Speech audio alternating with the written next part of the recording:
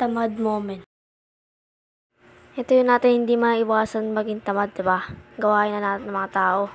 Hello! Muli nagbabalik si Wesley at nakasubscribe ka na.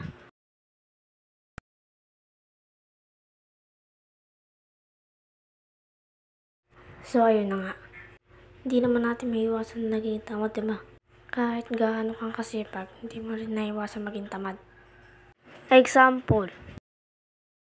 Yung seryoso yung pinapag-uusapan sa inyo ng teacher. Tapos ikaw tatamad sa gilid.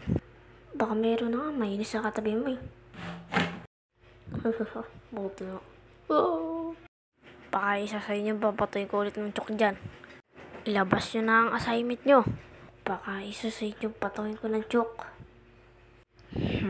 Di talaga kayo titigil mga batang pasaway. So, wag nyo gagawin maging tamad. Kung pasaway ka, bahala ka na. Teka, akala ko ba tamad experience yung ginagawa mo? Wala ko lang, doon ka muna nga. So, nasaan na ba tayo? Tungkol sa tamad. Kaya ito yung ikukwento natin. Uy, patulit? Ano? Hindi ko ba talaga ito tama? Aba, sabi ko huwag kang magkaingay, diba?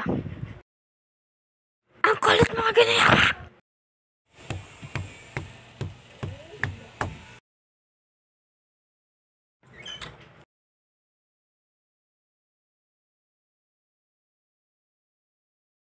Ano? Hindi pa talaga kayo maglilinis, ano? Puti kakalinis ko lang. Alam ko na.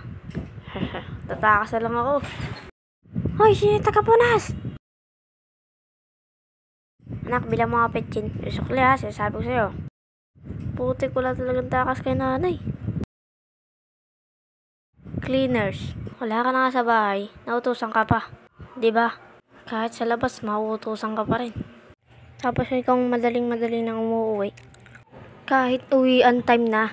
Tapos kapag kinabukasan naman, bakit ka tumakas?